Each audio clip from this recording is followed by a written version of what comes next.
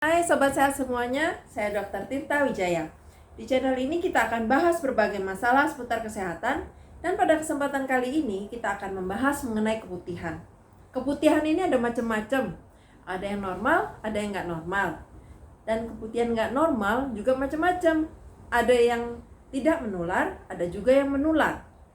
Untuk mengetahui terapi obat apa yang sesuai, itu harus selalu disesuaikan dengan penyebabnya. Jadi nggak bisa tuh tanya, dok saya keputihan obatnya apa? Jebret. Enggak, kita harus tahu keputihannya ini apa dulu, normal apa enggak. Kalau nggak normal karena sebabnya apa, gitu ya. Jadi kita bahas satu-satu ya, secara garis besarnya. Untuk sobat sehat yang baru join pertama kali di sini, boleh aktifkan notifikasinya sama subscribe kalau memang suka dengan info-info kesehatan semacam ini. Jadi waktu setiap kali saya upload video baru bisa dapat infonya. Oke, kita bahas dulu keputihan yang normal. Keputihan yang normal udah tau lah namanya normal, jangan diapa-apain. Karena keputihan itu memiliki fungsinya sendiri, memiliki tujuannya sendiri. Kenapa Tuhan menciptakan tubuh kita bisa menghasilkan keputihan yang normal ya? Itu ada maksudnya. Kalau kita utak-atik apa-apa modifikasi, malah mengganggu fungsi. Oke, apa aja yang keputihan yang normal? Yang pertama itu adalah keputihan yang terkait dengan siklus haid, dengan siklus menstruasi. Jadi di sepanjang menstruasi, siklus menstruasi, kadar hormon kita kan berubah-berubah. Nah, kadar hormon ini mempengaruhi sekresi lendir-lendir mukus-mukus tertentu yang juga berubah-berubah sifatnya, jumlahnya, warnanya, konsistensinya di sepanjang siklus haid kita. Tujuannya untuk yang terkait dengan siklus haid itu biasanya adalah untuk membantu proses reproduksi. Jadi misalnya sekresi cairan lendir yang dihasilkan oleh serviks, itu tujuannya antara lain untuk waktu kita masuk di usia di masa subur, mendekati ovulasi, tujuannya si serviks, fungsinya si serviks menghasilkan mukus lendir itu adalah untuk membantu si sperma supaya bisa bertahan lama di dalam tubuh perempuan dan memfasilitasi gerakan si sperma dari serviks naik ke atas sampai ketemu si sel telur, biasanya di tuba falopi. Jadi kalau dalam keadaan normal, sperma itu di luar tubuh lelaki umurnya nggak lama, beberapa menit mati, beberapa jam mati. Tapi kalau sperma itu tersimpan di tubuh perempuan pada saat menjelang ovulasi dengan menghasilkan lendir yang sifatnya menutrisi si sperma, sperma ini bisa bertahan lama, bisa berjam-jam, berhari-hari bahkan disimpan dalam tubuh perempuan. Jadi begitu terjadi ovulasi masa subur, ini sperma akan dilepas dari kamarnya, dari tempat penyimpanannya, dia akan naik ketemu dengan si sel telur, ya. Tapi sebaliknya, lendir yang sama ini pada saat masa tidak subur justru berfungsi untuk mencegah segala macam yang lain-lain itu masuk naik ke atas, mencegah sperma, mencegah kuman gitu ya, jadi kering dia. Nah, ini lendir-lendir ini keluarnya sebagai, kalau kita lihatnya sih keputihan ya, padahal sebenarnya ya normal, itu nggak perlu diapa-apain kayak gitu, memang ada fungsinya. Terus ada juga keputihan lendirnya yang keluar misalnya kalau pada saat terangsang secara seksual, ini sering dikeluhkan sebagai becek. Padahal ini becek ada fungsinya adalah untuk mencegah iritasi, friksi saluran reproduksi perempuan itu dari gesek-gesekan supaya nggak nyeri, supaya nggak luka gitu ya. Jadi istilahnya dihasilkan lendir ini untuk membantu perempuan supaya nggak tersiksa pada saat melakukan hubungan badan. Jadi jangan dicuci, dikasihin apalah supaya keset. Keset itu nyiksa loh buat perempuan. Ya. Makanya jangan diapa-apain. Kalau bukan cuma tersiksa, kalau sampai terluka, kena friksi, terluka, itu lebih gampang terjadi infeksi. Jadi itu ada tujuannya lendir-lendir semacam itu. Jadi keputihan semacam itu jangan diapa-apain aja. Nah, keputihan yang normal itu biasanya dia nggak berbau, atau kalaupun berbau, baunya khas, itu nggak menyengat, dia baunya seperti apa ya, agak susah deskripsinya, tapi baunya khas gitu ya, dan nggak gatel, nggak menimbulkan keluhan apa-apa, ya paling ya becek gitu ya, tapi beceknya itu memang ada fungsinya gitu. Nah, itu nggak usah diapa-apain. Kalau keputihan yang nggak normal, itulah yang harus diapa-apain, yang harus diobatin, yang harus diterapi. Yang keputihan yang nggak normal itu biasanya dia terasa nggak nyaman, gatel, bau, pedih. Kalau buang air kecil terasa panas, ya semacam itulah. Kalau kita nggak tahu ini keputihannya normal atau enggak, sebaiknya ke dokter supaya diperiksa. Nah, kalaupun dokter udah tahu nih ini keputihannya nggak normal, bisa diobatin sesuai dengan penyebabnya. Dokter nggak asal-asalan ngasih obat. Oke, terus bagaimana kalau untuk kita yang di rumah pengen tahu? Bolehlah pengen tahu. Keputihan yang nggak normal itu misalnya kalau dia warnanya putih keabu-abuan atau ke kuning-kuningan, terus baunya bau amis, anyir gitu ya, itu biasanya disebabkan oleh bakteri-bakteri di vagina. Itu flora normal, jadi memang pada keadaan normalnya pun ada bakteri-bakteri itu. Cuma karena satu dan lain sebab, keseimbangan flora normal di vagina terganggu, jadi jumlah bakterinya naik. Itu yang kita sebut bacterial vaginosis ya. Nah, itu nggak menular ya. Terus ada juga keputihan yang warnanya agak putih, agak kelabu gitu ya, kadang agak kuning-kuning sedikit gitu ya. Itu bisa juga disebabkan karena jamur. Jadi keputihannya itu agak bergumpal-gumpal. Ada yang bilang tuh kayak tahu ancur, ada yang lengket ya kayak gitu-gitu. Itu bisa disebabkan oleh jamur. Terus ada juga keputihan yang misalnya agak berkelabu, agak kekuningan, kehijauan gitu ya. Terus itu bisa jadi dia karena bakteri, tapi bukan bakteri yang flora normal, tapi bakteri yang patogen. Misalnya itu gonore atau penyakit kencing nanah ya. Terus ada juga keputihan yang agak berbusa-busa, warnanya agak putih, agak kuning, agak hijau gitu ya.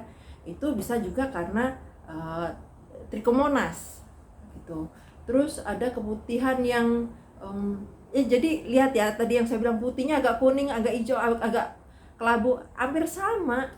Dan itu nggak selalu melulu ada loh. Jadi ada juga yang memang dia menderita infeksi bakteri misalnya ya, tapi nggak bergejala sama sekali, bisa aja. Jadi lihat, ini saya sebutkan itu contoh aja. Dokter pun harus periksa lagi, diambil duhnya itu apa, keputihannya, cairannya itu diperiksa di bawah mikroskop, dilihat ini adanya apa, adanya jamur kah, atau bakteri kah, atau parasit kah gitu ya. Jadi bukan main tebak-tebakan gitu ya.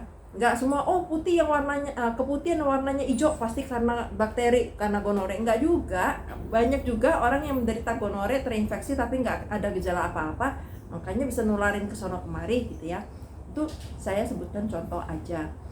Sama keputihan yang warnanya agak ngeflek, agak coklat, agak pink, kadang malah ada darahnya sedikit gitu ya.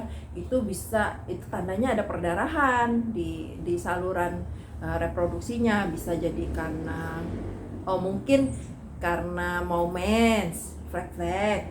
Bisa juga karena yang lagi hamil tuh mungkin perdarahan implantasi. Bisa juga mungkin karena kanker, baik kankernya di leher rahim, di rahim gitu ya, macam-macam. Jadi sebaiknya sih kalau terasa mengganggu, baunya nggak bener, gatal apa, udah langsung aja ke dokter gitu ya, biar diperiksa. Jangan tebak-tebakan. Soalnya gini, kalau misalnya keputihannya karena jamur, dikasih antibiotik, nggak sembuh dia. Keputihannya karena bakteri, dikasih obat kanker, nggak sembuh dia. Keputihannya karena kanker, dikasih obat jamur, ya nggak sembuh dia. Jadi kalau mau sembuh ya harus disesuaikan dengan penyebabnya, dan untuk itu harus diperiksa betul-betul gitu ya. Yang kita perlu tahu nih keputihannya normal atau enggak aja. Kalau udah nggak normal, udah ke dokter aja gitu. Nah, terus apa yang harus kita lakukan untuk menjaga supaya nggak keputihan yang nggak normal? Ya, kalau keputihan yang normal udah biarin aja, udah nggak usah diutik-utik. Becek-becek udah becek, biarin, emang fungsinya begitu kok ya. Kalau yang nggak normal, pertama yang menular itu, hampir seluruh keputihan yang menular itu disebabkan oleh hubungan seks yang tidak aman. Hampir seluruh, bukan semuanya ya. Jadi kita harus menerapkan perilaku seks yang aman. Caranya A, B, C. A itu abstinence, artinya tidak berhubungan seks di luar nikah. B-nya itu be faithful, artinya kita hanya berhubungan seks dengan pasangan nikah kita, yang dimana pasangan nikah ini juga hanya berhubungan seks dengan kita. Jadi nggak saling bertukar pasangan. Ini harus dua-duanya. Misalnya nih ya, kalau yang perempuan setia, yang lakinya tukang jajan, yang lakinya ini bisa dapat dari mana-mana penyakitnya, nanti menularkan yang perempuan meskipun yang perempuannya setia. Demikian juga sebaliknya, yang perempuannya yang lakinya setia tapi yang perempuannya tukang jajan, bisa menularkan yang lakinya. Oke ya. Jadi yang namanya be faithful itu dua pihak, dua-duanya harus saling setia, enggak saling bertukar pasangan. Oke. Dan yang ketiga itu C, kondom. Selalu menggunakan kondom saat berhubungan seksual. Penggunaan kondomnya pun harus dengan cara yang baik dan benar. Kalau pakai kondom tapi caranya salah, itu nggak guna gitu ya, cuma gaya-gayaan doang. Oke. Terus gimana dong kalau mau hamil, pengen punya anak, kalau pakai kondom gimana cara punya anak? Ya lihat resikonya lah. Kalau memang ini pasangan sehat, bersih gitu ya, mau punya anak ya nggak usah pakai kondom gitu ya. Oke. Terus ada satu lagi, kalau memang sampai terkena nih, amit-amit sampai terkena keputihan yang disebabkan oleh penyakit menular seksual, meskipun yang punya keluhan cuma satu, baik istrinya aja atau suaminya aja, itu yang diobatin harus dua-duanya pada waktu yang bersamaan. Kenapa? Supaya itu penyakitnya bisa tuntas diobatin. Jadi nggak seperti pingpong dia. Jangan waktu datang suaminya aja nih, suaminya diobatin sembuh tapi istrinya nggak diobatin. Padahal sebelumnya kan mereka berhubungan seks gitu ya. Jadi setelah suaminya sembuh berhubungan seks lagi, dapat dari istrinya. Nah, jadi akhirnya kena lagi. Terus istrinya diobatin, tapi suaminya nggak diobatin karena merasa, oh kan aku udah pernah berobat, oh aku nggak ada gejala. Nah, istrinya diobatin, berhubungan seks, kena lagi dari suaminya.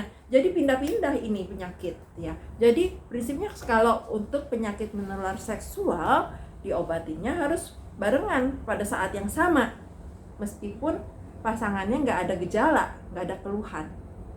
Karena banyak sekali penyakit yang tidak memberikan gejala meskipun sudah terinfeksi, tapi bisa menginfeksi orang lain ya.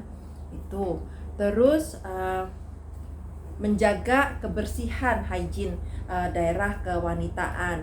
Caranya bukan dengan menggunakan pembersih kewanitaan ya, karena sebenarnya saluran reproduksi perempuan itu udah dirancang sedemikian rupa, ada mekanisme untuk perlindungan diri, untuk melindungi dari kuman-kuman yang nggak diharapkan. Ada mekanisme untuk membersihkan, ya antara lain yang becek itu tadi gitu ya, untuk melindungi mukosanya, untuk ngeluarin kalau ada kotoran gitu ya. Jadi jangan pakai pembersih kewanitaan. Banyak penelitian yang menunjukkan bahwa sebenarnya pembersih kewanitaan itu yang buatan ya, bukan yang alami, itu justru mengganggu keseimbangan flora normal dalam saluran reproduksi perempuan bagian bawah. Waktu saya bilang buatan bukan alami, jangan pikirannya oh kalau yang herbal pakai daun ini, pakai itu alami. Enggak, maksud saya alami itu yang dihasilkan oleh tubuh kita sendiri. Kalau yang kita ambil dari luar itu bukan alami, itu udah buatan, tapi bahannya bahan dari alam ya. Misalnya rebusan daun apalah, nggak perlu. Badan kita sebenarnya udah ada mekanismenya sendiri kok, bisa kuat sendiri kok, bisa nahan sendiri kok. Justru dimasuk-masukin itu yang nggak benar. Bahkan yang paling alami pun pakai air putih itu bisa mengganggu flora normal di dalam vagina. Jadi sebaiknya tidak dilakukan. Yang dilakukan adalah membersihkan bagian luar aja. Jadi setiap kali habis buang air kecil, setiap kali habis buang air besar, setiap kali habis berhubungan seks, cucilah bagian luarnya. Cara mencucinya, gunakan sabun dan air bersih mengalir, bukan diopok-opok doang. Oke, air bersih mengalir, alirannya pun diarahkan dari depan ke belakang. Jangan waktu bersihkan diobok-obok dari belakang depan belakang lagi. Nanti itu kumannya pada pindah-pindahan gitu ya. Nah, karena strukturnya agak beda, lebih baik mengalirnya itu dari depan ke belakang. Karena kan kalau anus itu ada sphincternya rapet gitu ya. Jadi lebih risiko untuk kemasukannya itu lebih kecil. Jangan dari belakang ke depan, nanti itu kuman yang dari anus pindah ke saluran reproduksi. Itu ya. Nah, terus yang perlu dilakukan lagi adalah penggunaan pakaian. Perhatikan pakaiannya itu supaya jangan terlalu ketat, jadi pilihlah pakaian, terutama bagian bawah nih ya, celana dalam, celana luar, pilih yang bahannya menyerap keringat supaya nggak lembab dia. Kita ingat kan kalau lembab itu seneng sekali itu kuman-kuman berkembang biak gitu ya. Memang berkembang biaknya di luar, tapi kan bisa masuk dia. Oke. Kalau jumlahnya nggak terlalu banyak, mekanisme pertahanan tubuh kita masih bisa ngatasin.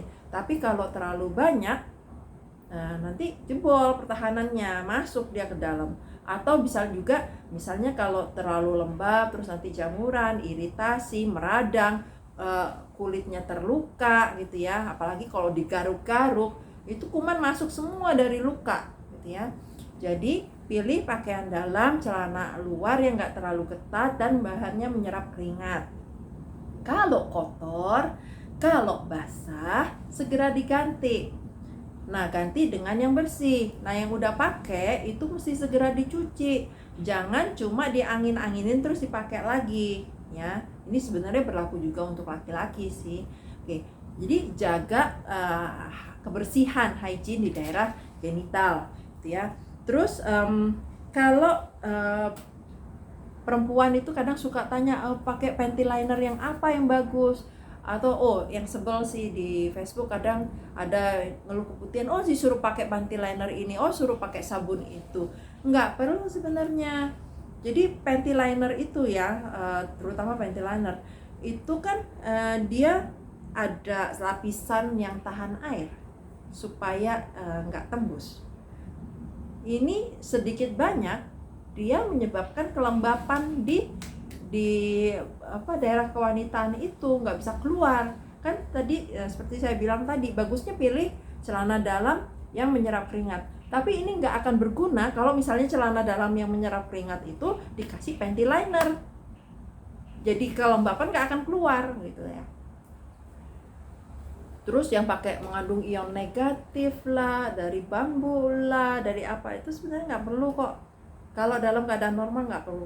Kalau misalnya keputihannya banyak sekali, amis, ganggu, udah nggak usah panty liner lagi, udah langsung ke dokter aja biar diobatin gitu ya.